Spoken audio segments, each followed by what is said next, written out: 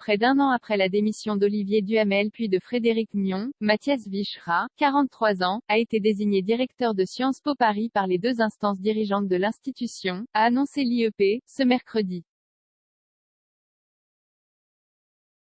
Le conseil d'administration de la Fondation nationale des sciences politiques, FNSP, qui chapeaute Sciences Po, a désigné mercredi Mathias Vichra parmi les 3 candidats en lice, par 19 voix sur 23, a-t-on appris auprès de l'école.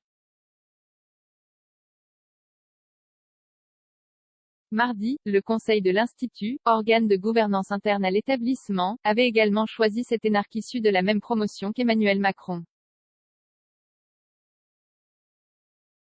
Un profil non universitaire, il va succéder à Frédéric Mion, contraint de démissionner en février dernier pour avoir dissimulé les soupçons d'inceste visant le politologue Olivier Duhamel, alors président de la FNSP.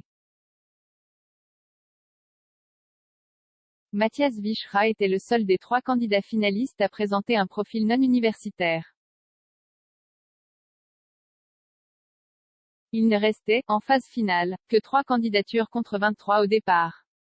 Christine Musselin, 63 ans, sociologue et enseignante à Sciences Po, et Olivier Faron, 61 ans, historien et administrateur général du Conservatoire national des arts et métiers, CNAM, n'ont pas été retenus.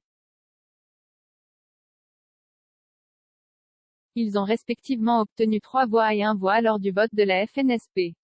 La nomination du directeur fera l'objet d'un décret du président de la République et d'un arrêté de la ministre de l'Enseignement supérieur, de la Recherche et de l'Innovation, prochainement, écrit Sciences Po dans un communiqué.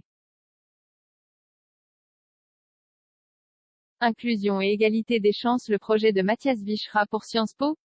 Modèle de démocratisation. Depuis la mise en place des conventions ZEP sous Richard Descoings, l'école doit amplifier l'inclusion et la promotion de l'égalité des chances, a-t-il écrit dans son dossier de candidature de 10 pages consultable sur le site internet de l'école.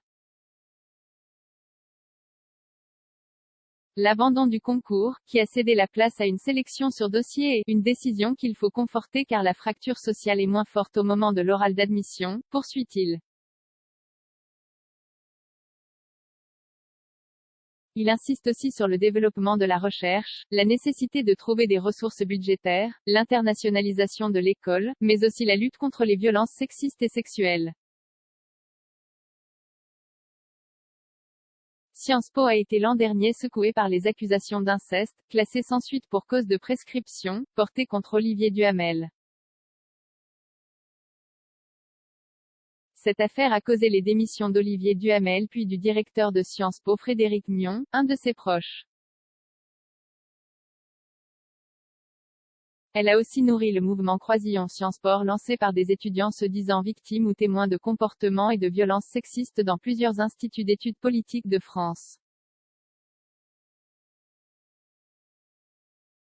17 commentaires 17 partages partagés sur Messenger partagés sur Facebook partagés sur Twitter partagés sur Flipboard partagés sur Pinterest partagés sur LinkedIn envoyé par mail sauvegarder une faute imprimé